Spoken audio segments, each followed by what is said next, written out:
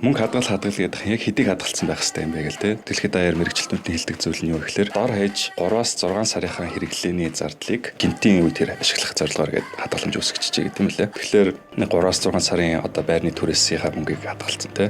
Тэн дээрээ нэмээд хоримтлуулж байгаа мөнгө чинь болвол яг нэг цэвэр одоо хөрөнгө оруулалт ч юм уу яг ирээдүйн хоримтлуул гэдэг рүү тооцож болно. Тэгэхгүй гинтийн зардал зарцуулах мөнгө байдгүй. Тэнгүүч яг мэдээжлэн нэг шурхаа зээл ч юм уу апын зээл гэж авах шаардлага үүсдэг. Тэгээд апын зээл одоо ер нь сүүлийн үед бас айгүй түгээмэл болцсон, авахд ч айгүй амар болцсон. За мэдээж ихний ээлжинд нөгөө дүн нь бага тэнгуүтээс шимтгэл нь айгүй бага харагддаг. Гэхдээ яг нөгөө хүүнд ингээд тооцож үзсэнгүүт жилийн 30-40-50% хүүтэй юм шиг тийм айгүй өндөр зардалтай байдаг. Тэр талаас нь яг бодож үздэг юм байлаа. Ялангуяа нөгөө айгүй бэлэн авахд бэлэн болцсон зүйлийг чинь залуучууд угаасаа шууд аваад идэм байлаа.